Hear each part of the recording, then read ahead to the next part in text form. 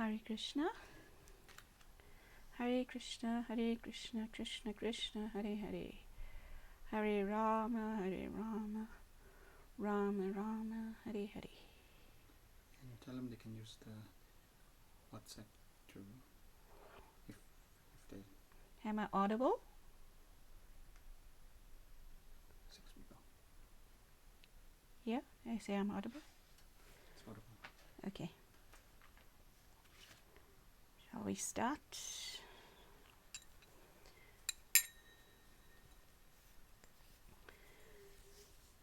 Jaya Radha Madhava Kunja Bihari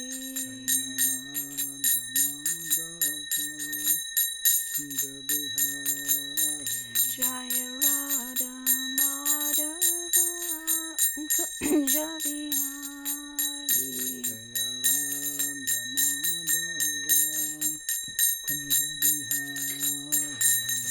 Gopi Jana Vallabha Girivaradari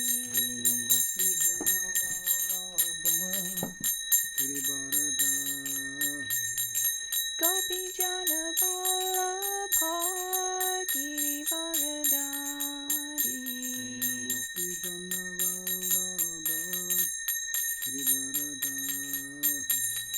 Yashoda Nandana Braja Jana Ranjana Yashoda Nandana Braja Jana Ranjana Yamuna Tira Vanachari Yamuna Tira Vanachari Jaya Radha Madhava Kunja Bihari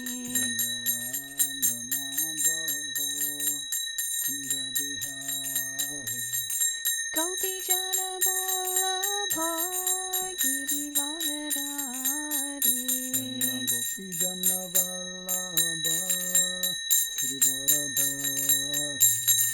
Yashoda Nandana Braja Jana Ranjana Yamuna Tira Vanachari Jaya Radha Madhava Kunja Bihari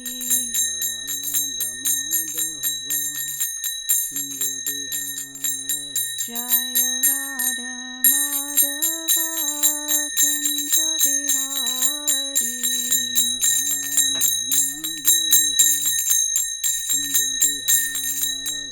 Hare Krishna, Hare Krishna, Krishna Krishna, Hare Hare, Hare Rama, Hare Rama, Rama Rama, Hare Hare. Krishna Krishna, Hare Hare, Hare Rama,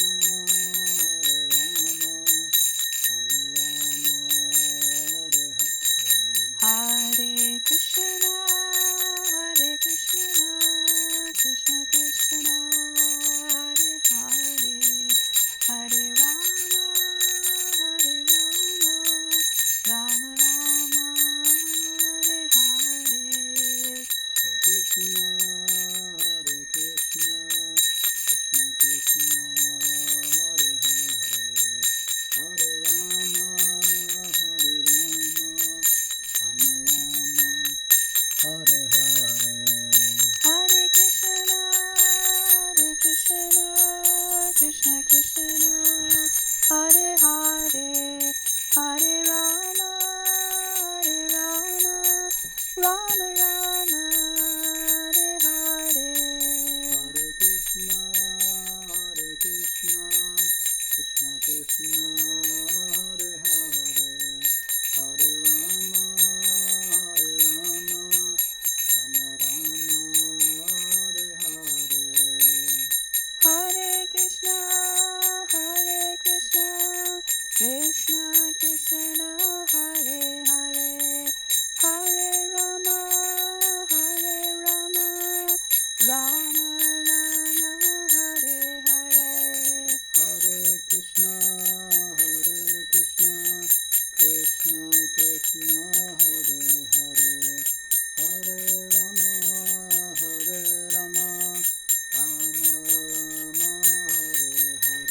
Jaya Prabhupada, Jai Prabhupada, Jai Prabhupada, Jai Prabhupada.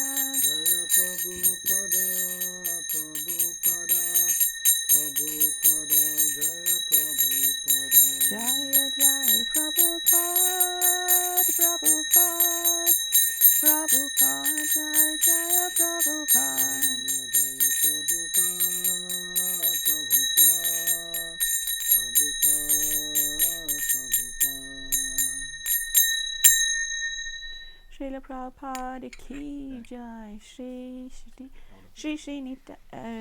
Nitai Gaura Hari ki jai, Shri Nectar of Devotion ki jai. Alright, let's try to speak a little louder. Let's repeat the invocation responsively. Om Namo Bhagavate Vasudevaya. Om Namo Bhagavate Vasudevaya. Om Namo Bhagavate Vasudevaya. Om Namo Bhagavate Vasudevaya.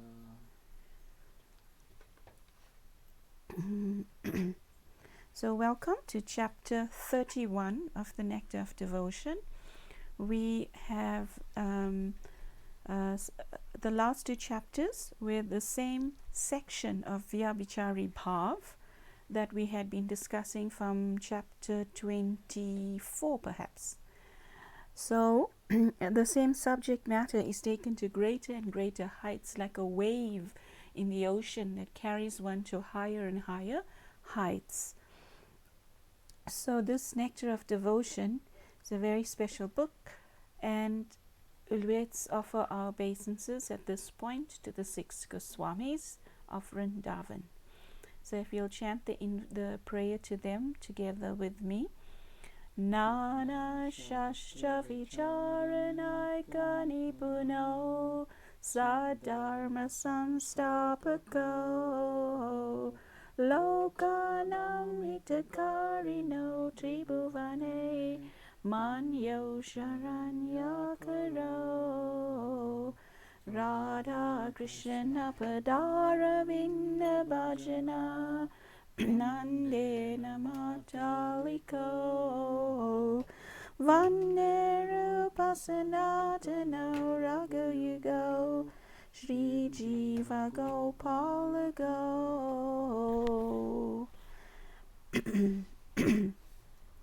Offer my respectful obeisances unto the 6 Goswamis, namely Sri Sanatan Goswami, Sri Rupa Goswami, Sri Raghunath Bhatta Goswami, Sri Raghunath Das Goswami, Sri Jiva Goswami, and Sri Gopal Bhatta Goswami, who are very expert in scrutinizingly studying all the revealed scriptures with the aim of establishing religious principles for the benefit of all human beings. Thus, they are honored all over the 3 worlds, and they are worth taking shelter of, because they are absorbed in the mood of the gopis and are engaged in transcendental loving service of Radha and Krishna. So this chapter is entitled Additional Symptoms. In other words, the Vyabhichari Bhav symptoms that we have thus far gone through by the mercy of Srila Rupa Goswami and Srila Prabhupada were 33 in total. Now chapter 31, the 33 symptoms were covered in the last 2 chapters, and this chapter is now going to tell us additional symptoms. So even though they're known as additional symptoms, they're actually a deeper understanding of the 33 symptoms, because they're included within the 33 symptoms that were so far described. Srila Prabhupada mentions this. The symptoms, however, can be divided into 3 groups: first class, second class, and third. So after describing the 33 Vyabhichari Bhavs in detail, Srila Rupa Goswami introduces 13 more. Srila Prabhupada lists them There are many disturbing symptoms in ecstatic love, such as envy, anxiety, pride, jealousy, conclusion, cowardliness, forgiveness, impatience, hankering, regret, doubtfulness, and, believe it or not, impudence. These are not truly additional because they can be included within the original 33. Srila Rupa Goswami explains, Srila Prabhupada explains, these are included in the 33 conditions of ecstatic love. So the bhav, or the ecstatic love, has got all of these components, and these are actually displays of the love or the bhav in the hearts of the various devotees of Krishna. So just as Krishna is famous for wearing a garland made of forest flowers of 5 different colors, known as the Vaijayanti Mala. So this Vaijayanti Mala, with its variegatedness, it brings a lot of pleasure to Lord Krishna. So similarly, one can understand that the varying degrees of emotion exhibited in this very high state of bhav or love, pure love for Krishna, is actually bringing pleasure to Krishna, even though seemingly they may have material connotations because of our conditioning in our consciousness. So it's very nicely listed in this chapter, and then it is made much more clearer by the various examples that are given to us. So how are the 13 included in the 33?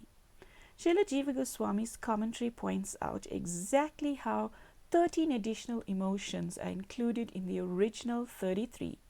For example, Matsarya or malice is one of the 13 additional emotions. Ashuya, envy, is one of the 33 main emotions, and envy includes malice. So there's no need to consider malice as a separate emotion. Srila Prabhupada explains, when one becomes malicious upon seeing another's advancement of life, his state of mind is generally called envy. So this is an example of how, even though malice may be separately listed, it is a factor of envy. Hence, it is within the category of 33. Another example, avhita or concealment. One of the 33 main emotions includes the additional emotion called damba, pride or conceit. Srila Prabhupada explains, one's desire to hide his real mentality is called avhita or concealment, and a desire to exhibit superiority is called pride. Both of these may be classified under pretension. In a pretentious attitude, both avhita and pride are to be found. So these displays of behavior of concealing one's real emotion and exhibiting another emotion brings a lot of pleasure to Krishna when exhibited by Srimati Radharani and his loving associates. We'll come to find out more about that when we come to the pastimes that display these qualities. To conceal avhita, one's real feeling, one must employ pretension. He must pretend to feel differently than he truly does. Similarly, pride or damba involves concealing one's real status and pretending to be something greater.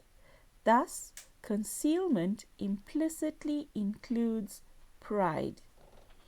So all of these qualities, as we previously mentioned, even though they may seem material, because they are in relationship to Krishna, they enhance the relationship between Krishna and the devotee and thus bring pleasure to Krishna.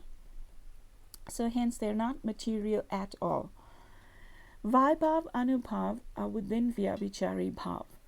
All of these symptoms are transcendental and they're exhibited in different ways, acting and interacting under different circumstances.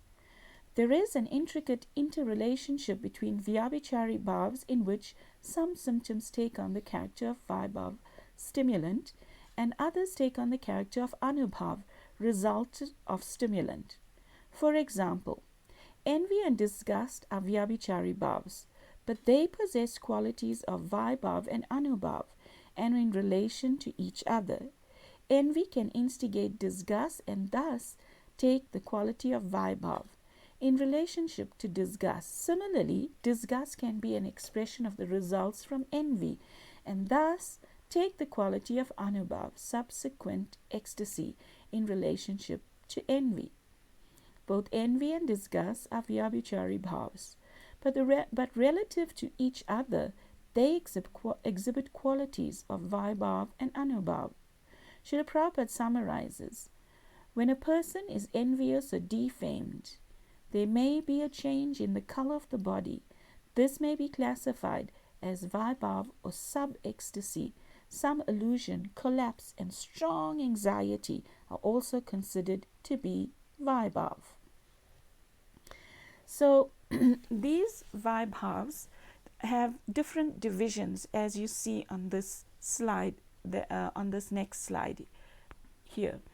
So Vyabhichari bhav can be divided into Paratantra, which is dependent, and Swatantra, which is independent of Krishna. As you see in the diagram, Paratantra is born of affection for Krishna and Swatantra not born of affection for Krishna. Vara nourishes Rati and they come from Paratantra. So Avara does not nourish Rati.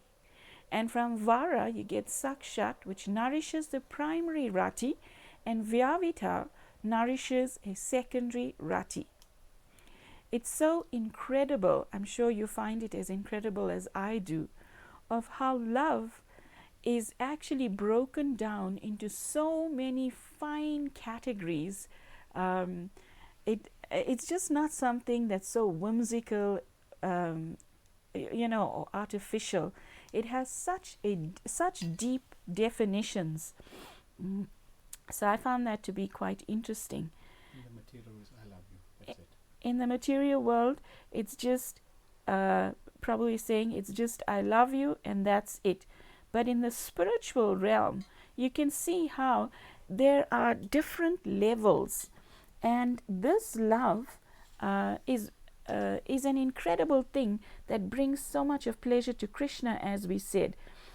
So now Srila Prabhupada explains this. Dependence is also grouped under ecstatic love, and this can be divided into superior dependence and inferior dependence. The direct differentiations between superior and inferior dependence are ascertained by Srila Rupa Goswami and will be explained in due course. So now this Vara or Sakshat Vara that is nourished by primary Rati is like in the example of a devotee in Mathura who would say, oh, I cannot see the district of Mathura, even though I'm simply hearing the name of Mathura. The hairs of my body are standing up. I cannot see the place. So what is the use of my eyes? So this is a sort of self-disparagement is born from strong attachment to Krishna, and it nourishes the devotee's direct affection for Krishna. Therefore, it is Sakshat Vara. So the devotee is lamenting out of his own limitations that, oh, he cannot see the district Mathura, but just by hearing about it, his hairs is experiencing ecstatic symptoms.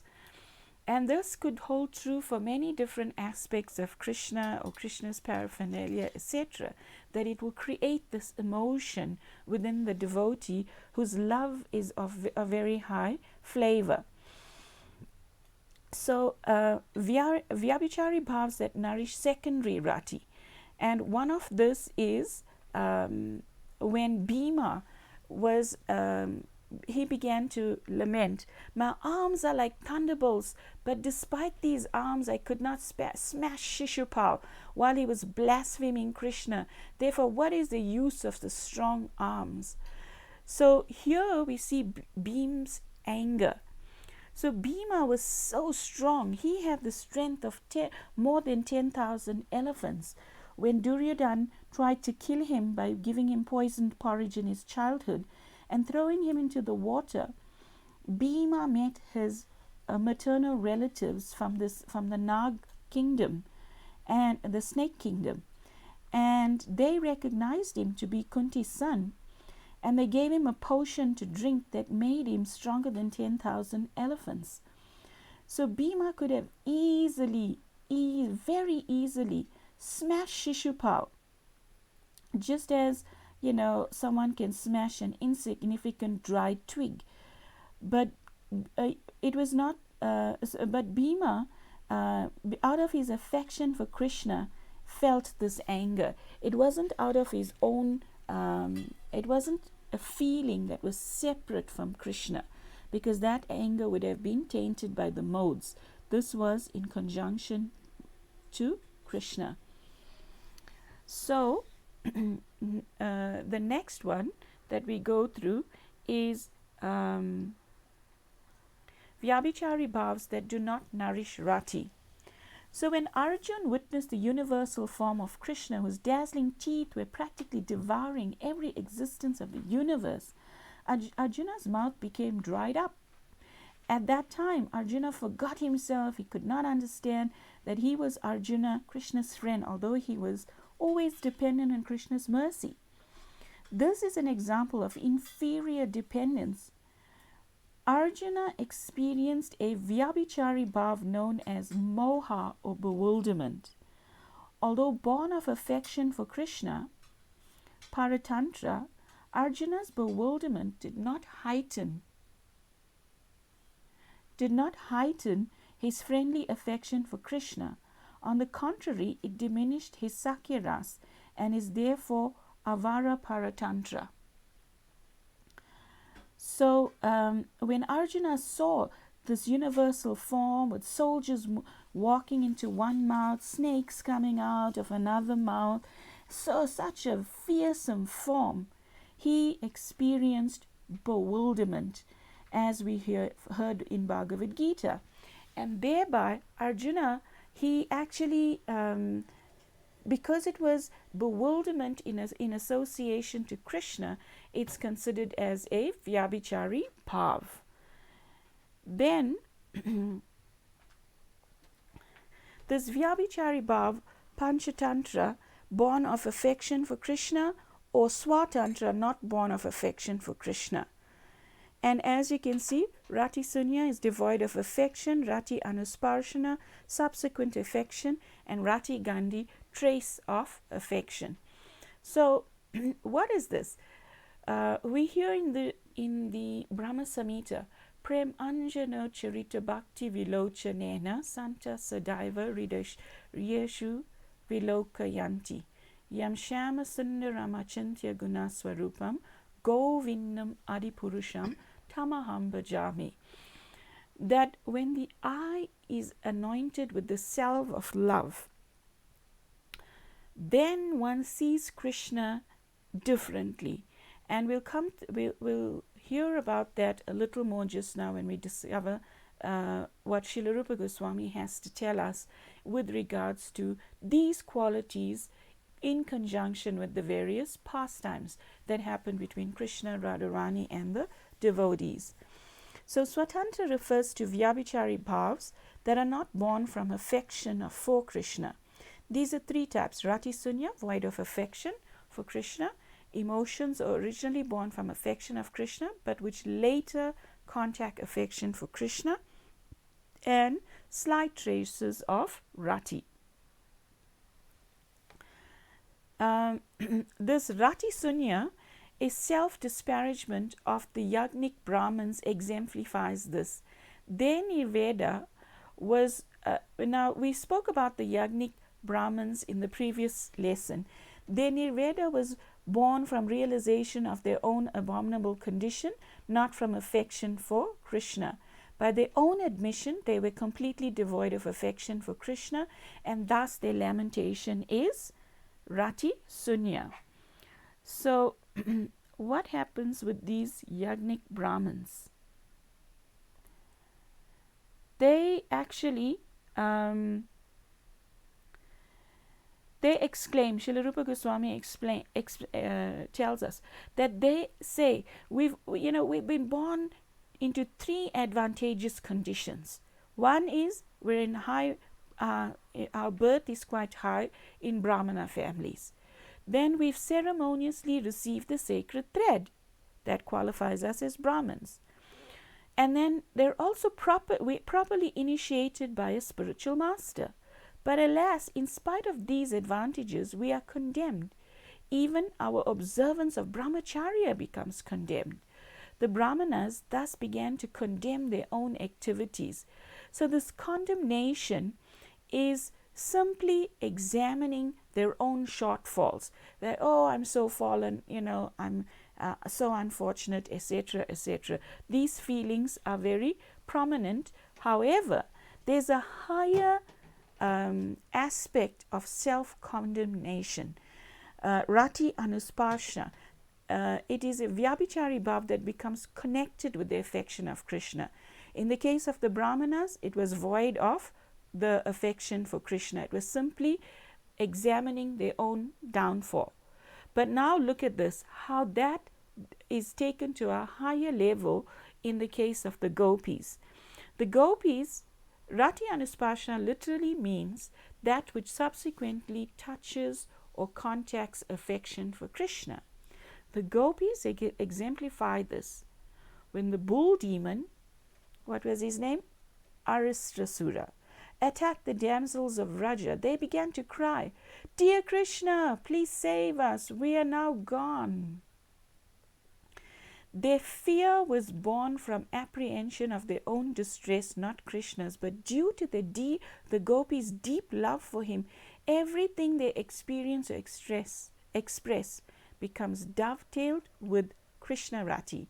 Even though their fear of the bull demon arose of independent cause, it subsequently came into direct contact with Krishna Rati.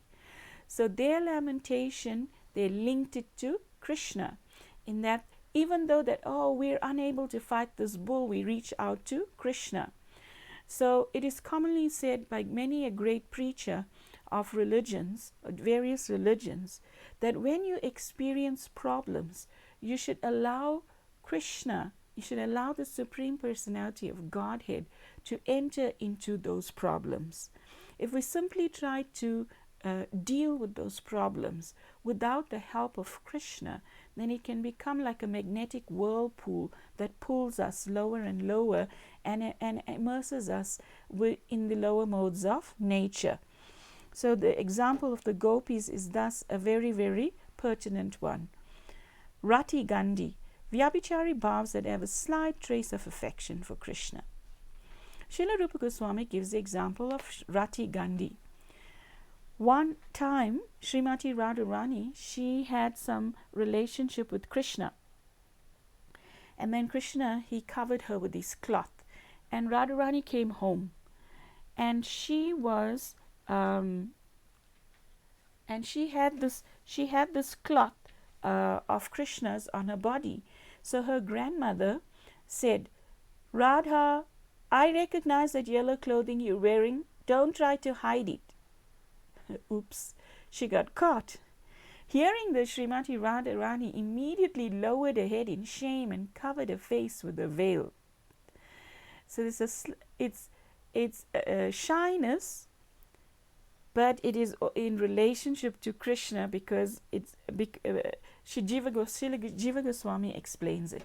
In this quotation, Srimati Radharani experienced a Vyabhichari bhav called vrida, or shame.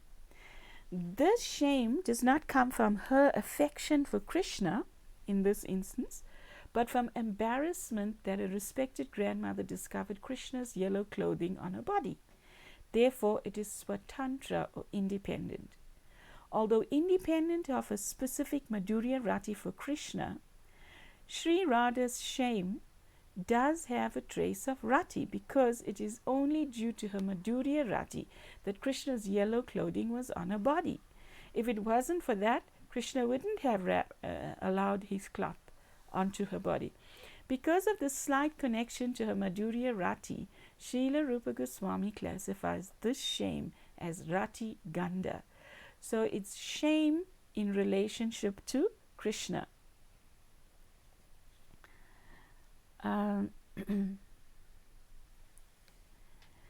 Then we find that even when the Kesi demon came, the demon who came in was sent by Kamsa in the shape of a horse, then also the devotee Kamsa, he was feeling so hopeless. So he started to express different things, which we will read about just now. Vyabhichari abhas are emotions that only externally resemble Vyabhichari bhav. There are two types: Pratikulya, unfavorable, and Anuchitya, improper. Pratikulya occurs in a person who are very inimical towards Krishna, like Kamsa. Anuchitya occurs when a devotee imagines Vyabhichari bhav in persons who are not actually feeling that emotion. So there's two different categories. One from a person who is demoniac, but will still have his thoughts linked to Krishna. After Krishna killed the Kesi demon, Kamsa said, Kesi Daitya was as dear to me as my own life, but he has been killed by some cowherd boy who is crude, uneducated, and ignorant in fighting. Even though I've defeated the king of heaven without difficulty, still I do not know the value of life. So Kamsa is now displaying this improper consciousness. And Anuchitya Vyabhichar Abhas, semblance of Vyabhichari bhav in inappropriate persons, occurs when a devotee imagines Vyabhichari bhav when it really doesn't exist. There are two types: Asatyatvam, non-existent, and Ayogyatvam, incapability. In Asatyatvam, a devotee imagines the Vyabhichari bhav to be present in a subject in whom it does not exist, generally an inert living entity. In Ayogyatvam, the devotee imagines Vyabhichari bhav to be present in a subject who is incapable of fully experiencing it, generally an animal. So because the devotee himself is in such a high consciousness, we said Premanjana Charita, he has the salve of love in his eyes. He sees every other living entity to be experiencing the same, and hence he or she starts to speak to these entities with a certain type of mood. Asatyatvam, a devotee tried to console a kadamba tree which was lamenting because Krishna had not even touched its shadow, by saying, My dear kadamba tree, do not be worried. Just after defeating the Kaliya snake in the Yamuna river, Krishna will come and satisfy your desire. So we find this very prevalent in the gopis when they were experiencing deep separation from Krishna. They wandered through the forests of Vrindavan and they spoke to all of these different living entities. The devotee imagines that the tree is experiencing nirveda, self-disparagement. In truth, the nirveda exists only in the devotee's mind, and he projects it onto the tree. The tree may be experiencing some type of ecstatic love for Krishna, but not the specific emotion the devotee perceives. It is asatyatvam anuchitya, projection of vyabhichari bhav onto the subject in whom the emotion does not exist. So because their hearts are so filled with love, it overflows in their interaction with even an inanimate object. Ayogyatvam. This type of vyabhichari abhas usually occurs with animals who are incapable of properly experiencing the intricacies of Vyabhichari Bhav. It's exemplified in this connection with Garuda. So Garuda, he was thinking who's Garuda? First of all, Garuda is in the body of an eagle, as you see in this picture, and he's the carrier of Vishnu. And one time he was saying, who can be more pure than I? Where is there a second bird like me, so able and competent? Krishna may not like me. He may not wish to join my party, but still he has to take advantage of my wings.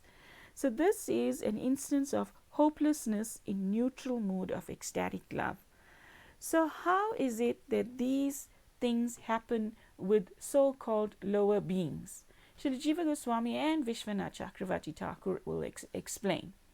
It is a fact that the apparently unintelligent, note, apparently unintelligent life forms in Vraja are liberated souls with full of love of Krishna. Due to this ecstatic love, they take on the role of his trees and animals, fully assuming the appropriate characteristic of intelligence and behavior. They do so to facilitate Krishna's pastimes. If the animals and the foliage manifest their full intelligence, their presence would pose a hindrance to the confidential, amorous pastimes of the Lord. In this light, one may consider the Vyabhichari Bhavs to be asatyatvam or ayogyatya.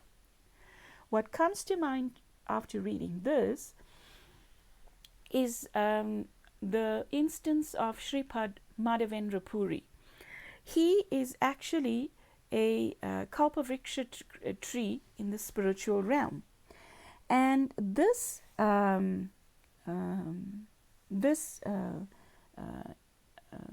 Kalpavriksha tree plays a very important role when Radha and Krishna, here we see the Prabhupada writes, if the animals and foliage manifest their full intelligence, their presence would pose a hindrance to the confidential, amorous pastimes of the Lord. So as a Kalpavriksha tree, he forms the grove in which Radha and Krishna enjoy their pastimes. And the various manjaris, they come and they serve even after the Sakis leave. The younger gopis, the manjaris, they stay and they serve. But at a certain point, even they may go away. But the tree will remain still facilitating the pastimes of Radha and Krishna. Hence, they do not disturb the conditions of love that Radha and Krishna are to experience. Then we move on to conditions of Vyabhichari Bhav. The symptoms of ecstatic love are grouped under 4 headings, namely generation, conjunction, aggregation, and satisfaction. Bear with me, these things may sound a bit technical, but just now, as I said, Srila Prabhupada, Srila Rupa Goswami will give us certain examples to understand this. So the first one, generation, the beginning of an emotion. Then sandhi, conjunction, there 2 or more emotions unite. Savalya, aggregation, when one emotion supplants another. Shanti, or satisfaction, when a disturbing emotion is resolved. Utpatti, generation. Let's see what they have to say about that. This is the most basic condition of Vyabhichari Bhav. Every Vyabhichari Bhav must first undergo generation before any other condition is possible. The example of Srimati Radharani knitting her eyebrows in response to Krishna's joking exemplifies the generation of Matsara or malice. So in this instance, Srimati Radharani was coming to meet Krishna. Krishna had blown his flute, and Radharani was coming to meet Krishna. However, Krishna, he tells Radharani to stimulate her feeling, these type of feelings or emotions he tells her, when you were coming to meet me alone in the morning, your friend Mekhala remained hungry with envy. Just look at her.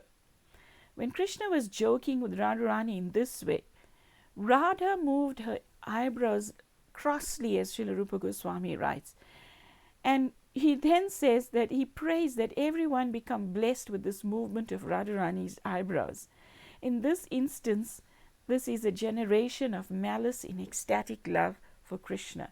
So Krishna uses the emotion, another gopi's behavior to stimulate it in Srimati Radharani. Then we go to Sandhi or conjunction. In this condition, two or more Vyabhichari Bhavs unite to create single emotional experience. There are 5 types of conjunctions.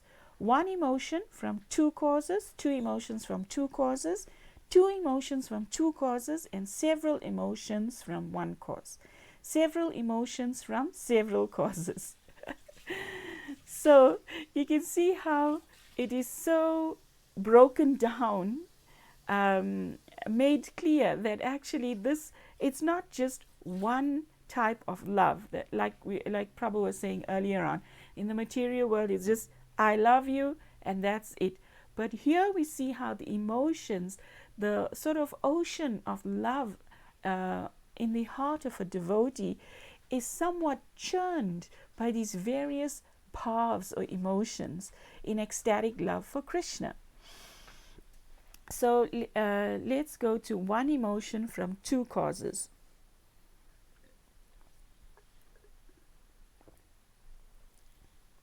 Mother Yashoda became stunned with bliss when she saw that her child was safe on the lap of Putana's dead body. At that time, she became stunned with anxiety due to the dangerous demon. 2 causes: happiness over the safety of a child and fear of the demoniac calamity. So this huge demon, 12 miles long, and Krishna, who she's been looking for, on this high body of this 12-mile long demon.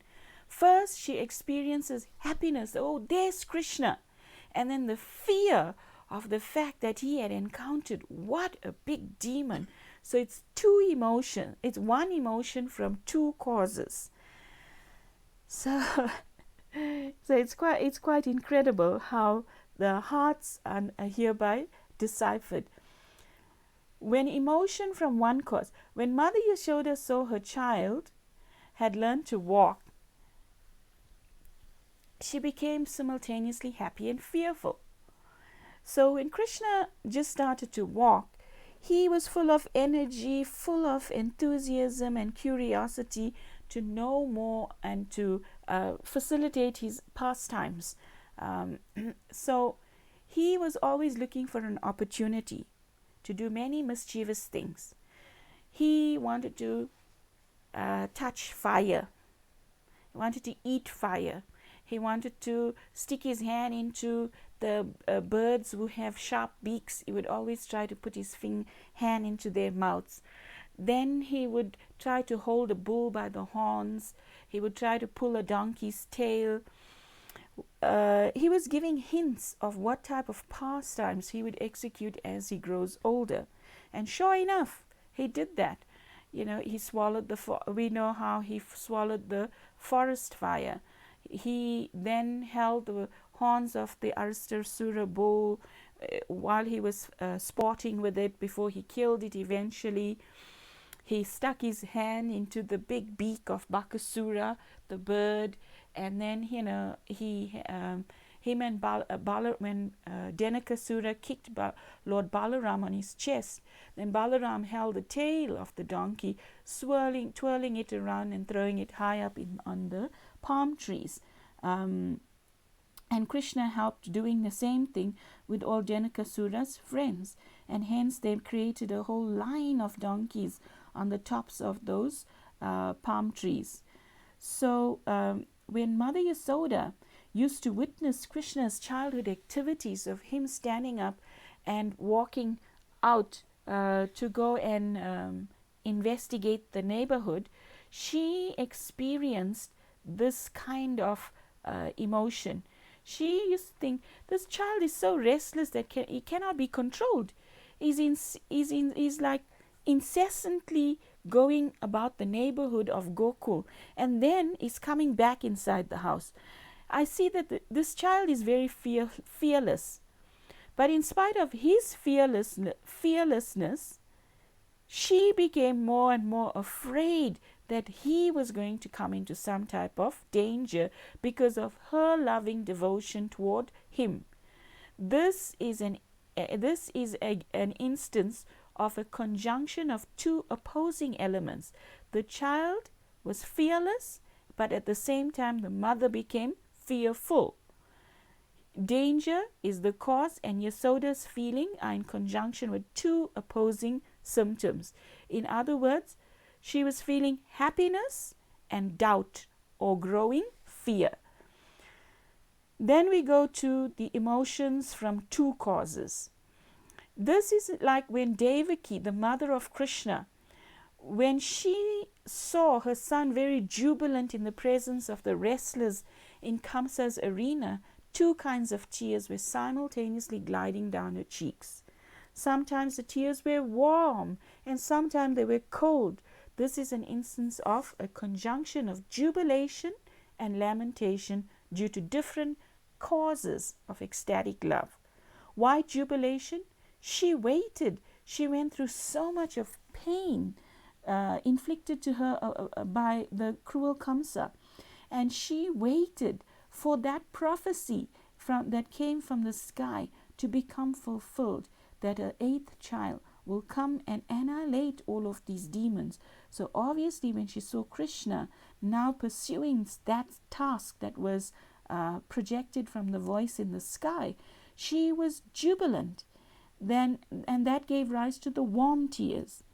But at the same time, she was lamenting because Krishna's body appeared like so soft and delicate, and these wrestlers were hardened adults, and they were in the same arena as Krishna. So two causes of her jubilation. Two causes: her jubilation, her jubilant son, and the powerful wrestlers. Both produced distinct effects: happiness and despair. Seeing her jubilant son caused great happiness, symptoms by cold tears. Happiness, you get cold tears. But seeing the powerful wrestlers caused great despair, which was hot tears. So if someone's crying, don't try to go and feel whether it's hot or cold. These are very clearly prominent when one experiences pure bhav in relationship to Krishna. Several emotions from one cause. Srimati Radharani's reaction to Krishna's aggressiveness illustrates this. One time, Radha and Krishna, they were, when they were at the bank of the Yamuna river in the forest of Vrindavan, and very playfully, Krishna sort of attacked Radha. You know how out of some type of familiarity, you may push someone or make them scared from the back or block their eyes from the back, is something like that. So Krishna, he sort of attacked Radharani and Radharani, she is constantly meditating and yearning for some interaction with Krishna. So when this happened, although she externally expressed a disturbed mood when she was attacked by Krishna because he was stronger than her, then she externally expressed a disturbed mood from this incident, but internally she was smiling and feeling great satisfaction. Why? Because the object of her meditation had now manifest before her. Externally she moved her eyebrows and she made a show of rejecting Krishna. In this mood, Radha looks so beautiful, and Rupa Goswami glorifies this beauty. This is an instant of exhibiting varying feelings in ecstatic love, although the cause is only one, that is Krishna. Then, several emotions from several causes. Sometimes there were great festivals in the house of Nanda Maharaj, and all of the inhabitants of Vrindavan would assemble for these festivals. Nanda is the king of Raj, so obviously he had many, many followers. During one such festival, Srimati Radharani was seen wearing a golden necklace given to her by Krishna. This was immediately detected by Mother Yasoda as well as by Kirtida, Radharani's mother, because the necklace was too long for Radharani's neck.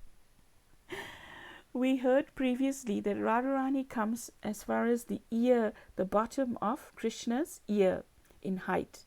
At the same time, Radharani could see Krishna nearby, as well as her own husband Abhimanyu. So all of these things combined to make Radharani feel very much ashamed, and with the face shriveled, she began to look very beautiful.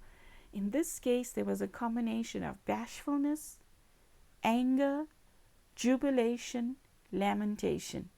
So she's feeling all of these emotions from several causes, several emotions from several causes. Why was she feeling bashful? Because she knew the elders had noticed that this necklace is too long for a young girl like her. It must have come from the soft body of Krishna. Then Abhimanyu was there. So obviously, there's some anger that now this pastime is going to be disturbed. Jubilation, lamentation, so many emotions. So you can see it's never a dull moment. It's always enhanced by so many different feelings. Then it's Savalya, aggregation. Both Sandhi, conjunction, and Savalya, aggregation, involve combination of multiple emotions. In Sandhi, however, the emotions exist simultaneously. In Savalya, the succeeding emotion supplants the preceding one. For example, Krishna once said, "What harm can this boy do to me?" Kamsa once said, "What harm can this boy do to me? He has no power." Here Kamsa is exhibiting pride. The next moment, he was informed that all of his friends had been killed by that same boy. Then Kamsa began to think in perplexity. Shall I go immediately and surrender to him? But how can a great warrior do this? Here Kamsa's previous garv, or pride, aggregated with vishad, lamentation. In other words, lamentation supplanted the pride. The householder devotee's self-analysis is an example of 7 successive salvia aggregations. So you can see here that actually these emotions are very, very incredible. One time, a householder devotee was saying, "My Lord, I'm so wretched, and these 2 eyes are never desiring to see the glorious city of Mathura. Therefore, my eyes are actually condemned. I'm nicely educated, but my education is simply being used in government services. I have not considered formidable time stronger than anything else, which creates and annihilates everything. To whom shall I leave all of this wealth and fortune? I am becoming older and older. What shall I do? Shall I execute devotional service from here at home? This I cannot do because my mind is being attracted by the transcendental land of Vrindavan." So the devotee is hereby expressing how he is going through different emotions, contemplating on serving Krishna in Vrindavan. This is an instance of hopelessness, pride, doubt, patience, lamentation, determination, and eagerness. That is like 7 different symptoms in ecstatic love for Krishna. Then we go to Shanti, or satisfaction. Once the cowherd boys in Vrindavan were vainly searching after Krishna for a long time, and for that reason their faces had become blackened and their complexions appeared faded. Just as they could hear on the hill a faint vibration from Krishna's flute, immediately all of them became very much gladdened. This is an instant of satisfaction in the midst of disappointment. So you can imagine the cowherd boys, they have such earnest, heartfelt desires to be always within Krishna's presence, to always be part of his seva, to always be bringing him pleasure in whichever way he wants to. So when they're separated from Krishna, they were feeling an instance of great disappointment. But when they hear the flute sound of Krishna, then they feel great satisfaction or jubilation. First, the cowherd boys were experiencing despair, but that despair was later satisfied or pacified by jubilation. Shanti occurs when the preceding emotion is pacified and resolved by the succeeding one. Srila Prabhupada adds a significant point in his commentary. He quotes a Sanskrit proverb: disappointment gives rise to the greatest satisfaction. In other words, if there's no night, you won't appreciate daytime. If there's no darkness, you won't appreciate light. If there's no sadness, you won't appreciate happiness. So Prabhupada is quoting this proverb. Disappointment gives rise to greatest satisfaction. And he says that the experience of Krishna conscious joy is most relishable during the satisfaction of a disturbing emotion. So that's why we find in the prayers of Queen Kunti that she prays for these disturbing emotions, these circumstances that awaken disturbing emotions in her heart. Why? Because then she relishes, there's a certain relish there in the Krishna in her experience of Krishna conscious joy, knowing that Krishna is he's not a god that loses control. Everything that happens, whether it's disappointment or satisfaction, is happening by his will, totally by his will.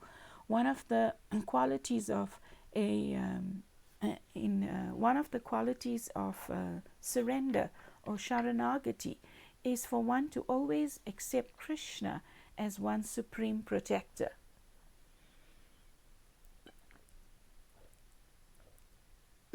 Excuse me. In the Bhagavad Gita, Krishna uses the word ma suchaha. Abandon all sarvadharma parityajya mam ekam sharanam vraja aham tam Say the verse nicely. Sarvadharman parityaja mam ekam sharanam vraja aham tvam sarva papebhyo mokshayasya ma suchaha. So ma suchaha means abandon all varieties of fear, right? And in the Bhagavad Gita, there's another verse that I forget the Sanskrit of, where it is explained, Krishna explains that fear is born of an impure heart. So we can see that the material world is padam padam yatvi padam natesham. There's every opportunity for becoming immersed in fear if we disassociate ourselves or we disconnect ourselves from Krishna.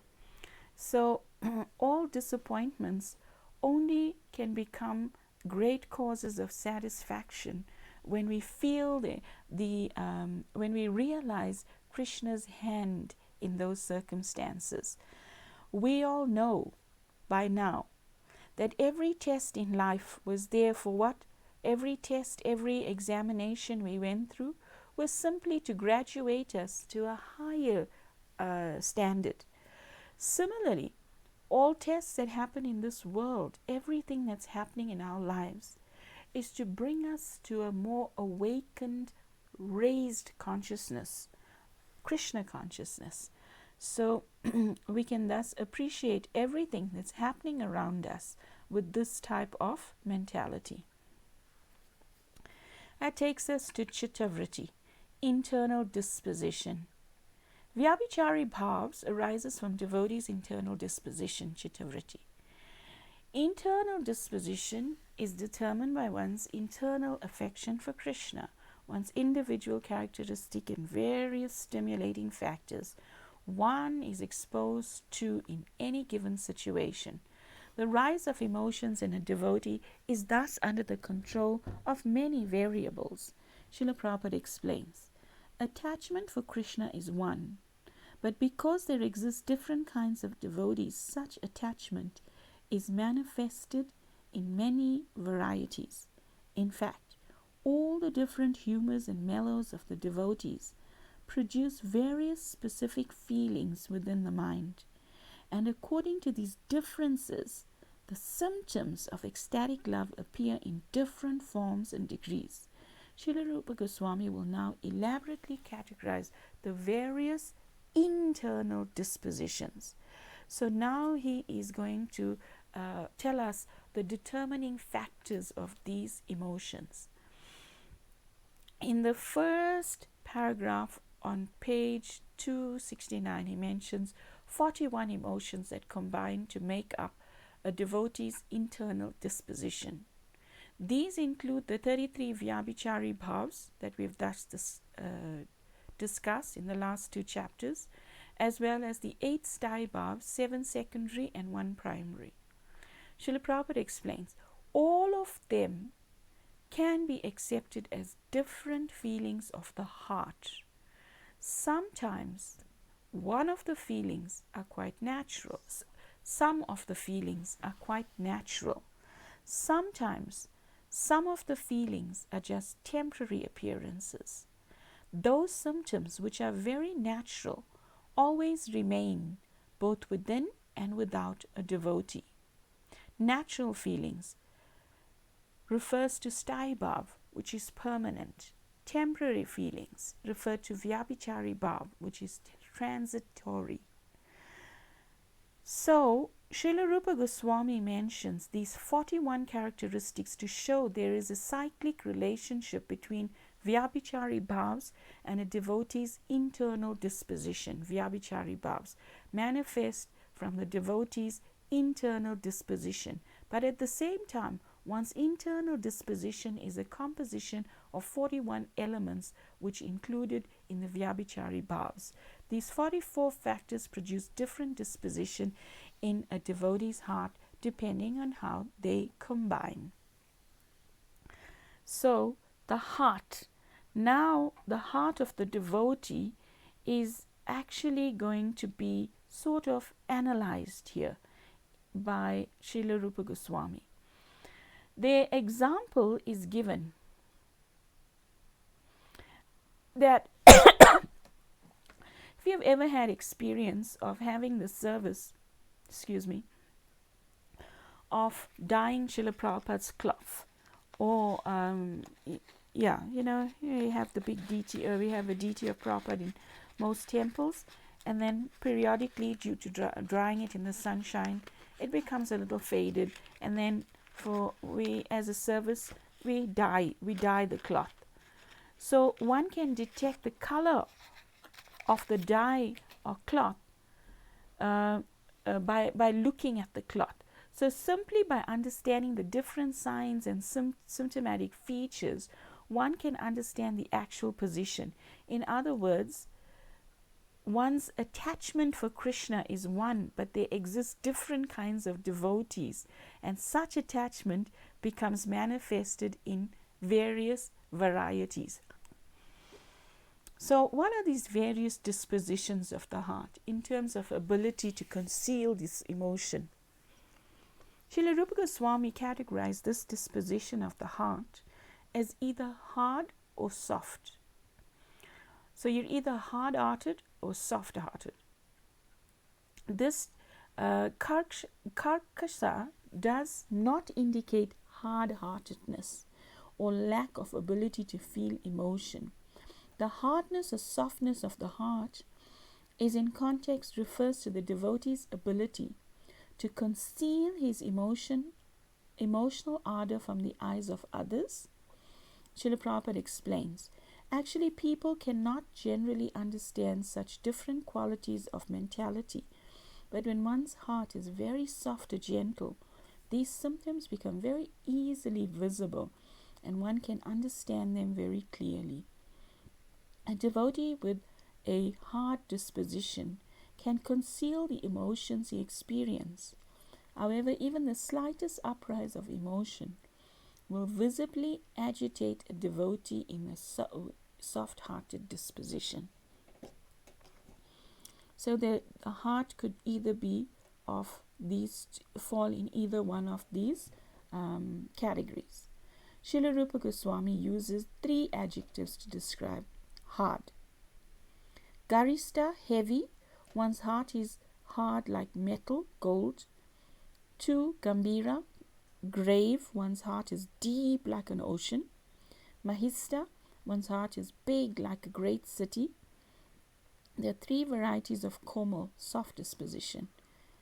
Lagista, one's heart is light like cotton. Uttana, one's heart is shallow like a small puddle. And Shodishta, one's heart is like a tiny, small cottage.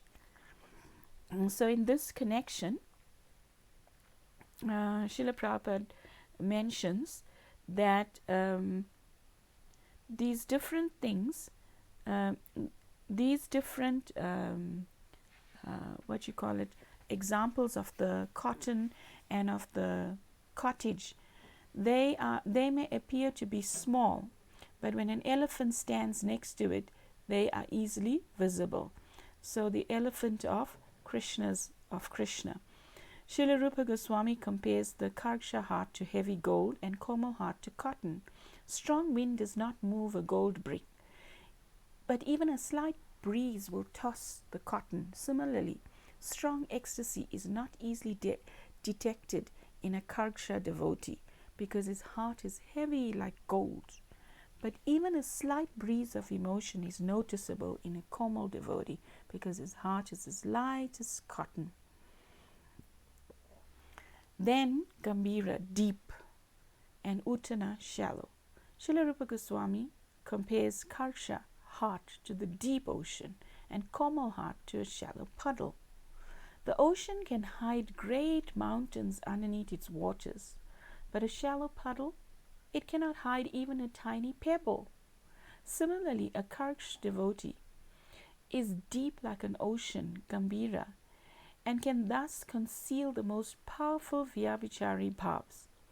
But even the smallest emotion visible agitates a Komal devotee, whose heart is shallow like a puddle, Uttana. Mahista big and Shodita tiny. To offer another example, a grave magnanimous heart is compared to a great city, and a soft heart to an insignificant cottage. There may be many lights or even great elephants in a big city, but no one will take particular notice of them. But when such lights or elephants are seen near a small cottage, everyone can distinctly point them out.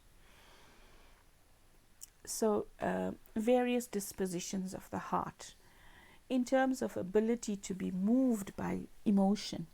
Previously, Rupa Goswami categorized the heart as Karksha or Komal, hard or soft, in terms of its ability to conceal emotion.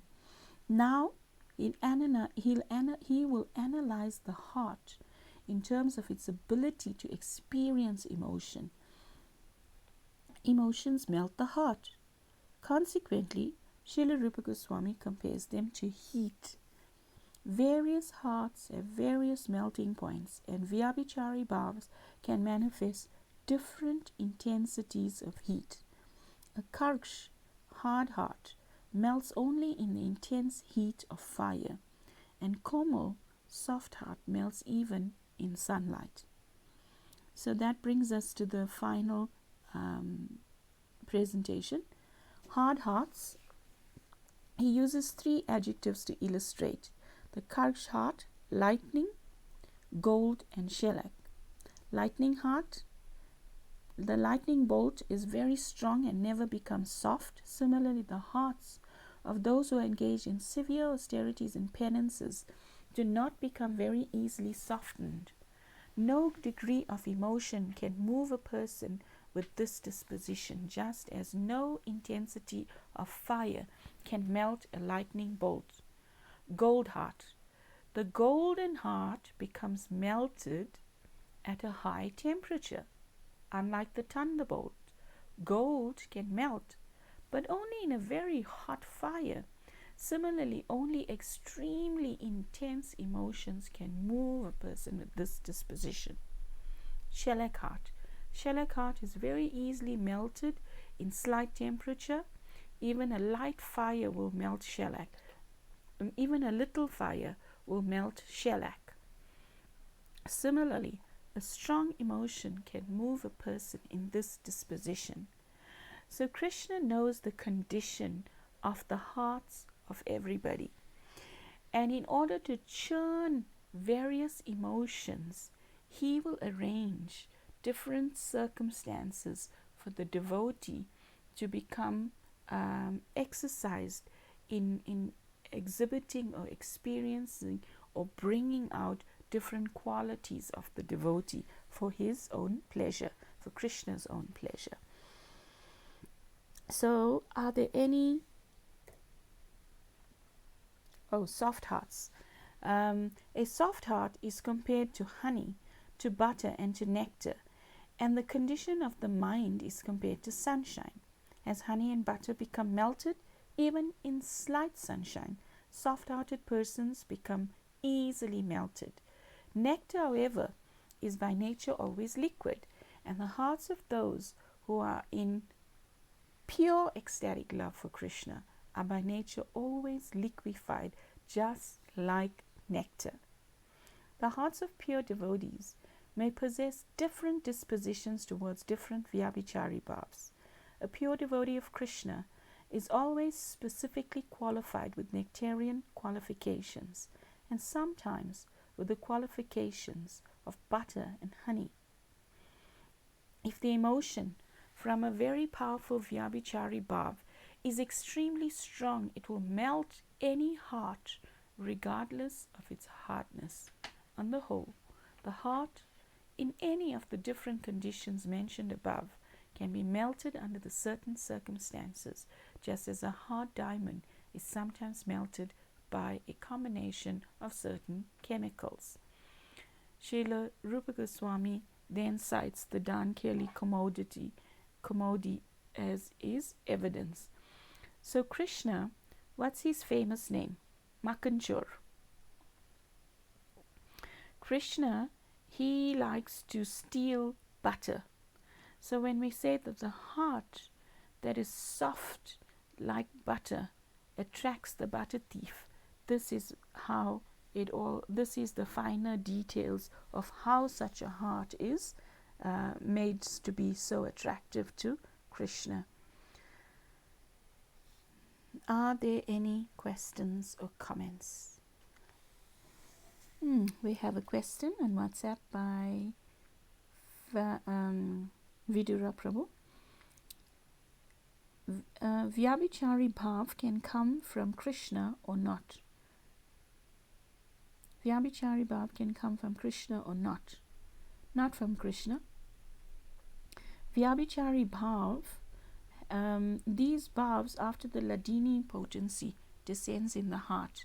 Ladini potency is coming from Srimati Radharani, and when this descends in the heart, then there's an awakening of these higher conditions.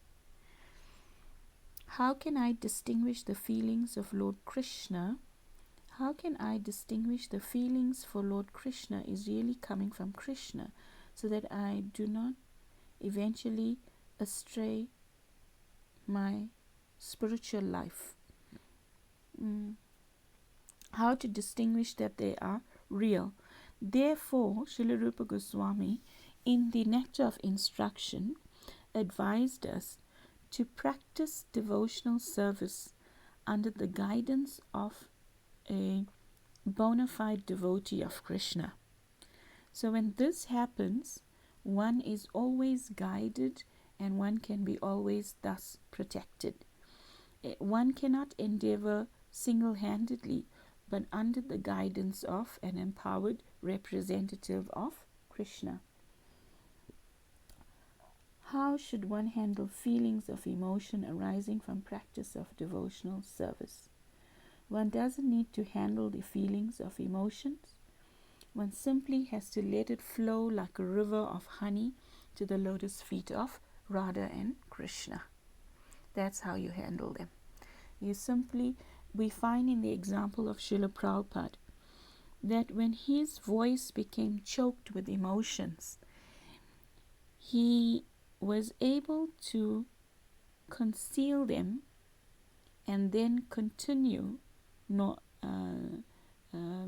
in the preaching mission. So sometimes when these emotions manifest, we do not become so immersed in trying to decipher what's happening, etc. We just let it happen and let pure love develop in our heart, and the process is to continue in service to Radha and Krishna, to continue in the ninefold processes of bhakti. I hope that was clear. You have a comment? So, just in relation to Vidura Prabhu's question, from my understanding of his question, he can obviously clarify my understanding. How can I distinguish the feelings for Lord Krishna is really coming from Krishna, so that I do not eventually stray in my spiritual life. So, we find all those 41 different varieties of emotions. So let's say, for example, shame or embarrassment or laziness. These were some of the traits. So I feel laziness, and then I may say that is actually Krishna conscious. It's spiritual. So that way I may justify my laziness, but that laziness is not born on the Suddha Sattva platform. We may feel embarrassed, we may feel shameful, we may feel all these different, lamentation, disgust, all these different traits that were discussed in Vyabhichari Bhav. They're not born on the Suddha Sattva platform.